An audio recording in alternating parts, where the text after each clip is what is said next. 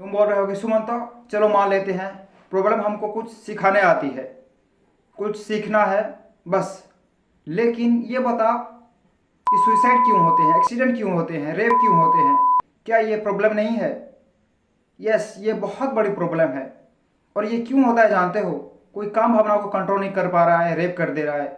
कोई अपने इमोशन को कंट्रोल नहीं कर पा रहा है, सुसाइड कर ले रहा है।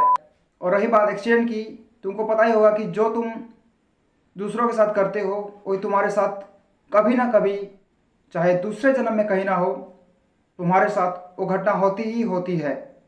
जो तुम चिकन को मारते हो और किसी भी पशु पक्षी को मारते हो, क्या लगता है उसका सज़ा तुम्हें कभी भी नहीं मिलेगा? किसी का पैर टूट जाता है, हाथ टूट जाता है, सिर फट जाता है, पिचक जाते हैं। ये सब क्यों होता है? कभी ना कभी, कहीं ना कहीं किसी को तो तुमने किया ही होगा, किसी ना किसी जन्म में। शायद मैं तो कभी ये करेक्टली नहीं बता सकता कि पिछले जन्म का भी कुछ होता ही है। और क्या ही मान सकते हैं बताओ? एक जीव को मरना तो तय है, चाहे वो इंसान हो, पशु पक्षी हो या कुछ भी हो। वो बीमारी में मरे, एक्सीडेंट में मरे, सुसाइड में मरे, उसमें कुछ रह ही नहीं गया। क्या पता किसने क्या कर्म किए हो, पाप कर्म किए हो, पुण्य कर्म किए हो। और ये नहीं कि तुम कुछ भी सुधार नहीं सकते, कुछ भी सॉल्व नहीं कर सकते।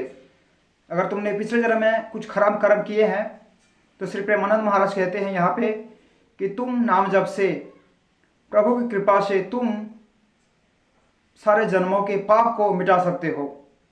अच्छे कर्मों से अपने पिछले जन्म के पाप कर्म को मिटा सकते हो, इस जन्म के पाप कर्म को मिटा सकते हो। तो तुम करोगे नहीं, नाम जपोगे नहीं, अच्छे कर्म करोगे नहीं, और बस प्रॉब्लम को लेके बैठ जाओगे। इसमें गलती किसकी है और उसको कौन सुधारेगा, ये तुम देखो। और ये बात ज़रूर याद रखना, कभी भी प्रॉब्लम आए या फेलियर आए तो माइंड में ये आना चाहिए कि मुझे इसमें क्या सीखना है, मुझे इसमें क्या चेंज करना है, क्या जोड़ना है, तो मैं आगे जा सकता हूँ, सक्सेस हो सकता हूँ। क्योंकि हर एक प्रॉब्लम या फेलियर तुम्हें कुछ सिखाने ही आई है, इसको कोई डिनाई नहीं कर सकता। और वो सक्सेस ही क्या जो आसानी से मिल जाए, स्ट्रगल ना हो, अनकंफर्टेबलनेस ना हो, डिसिप्लिन ना हो, तो मज़ा ही क्या होगा? फेलियर ना हो तो मज़ा ही क्या होगा? फेलियर होगा तभी तो सक्सेस होने में मज़ा आएगा। तो बस आसान चीज़ों की तरफ मत भागो, अनकंफर्टेबल की तरफ जाओ और कुछ बड़ा करो।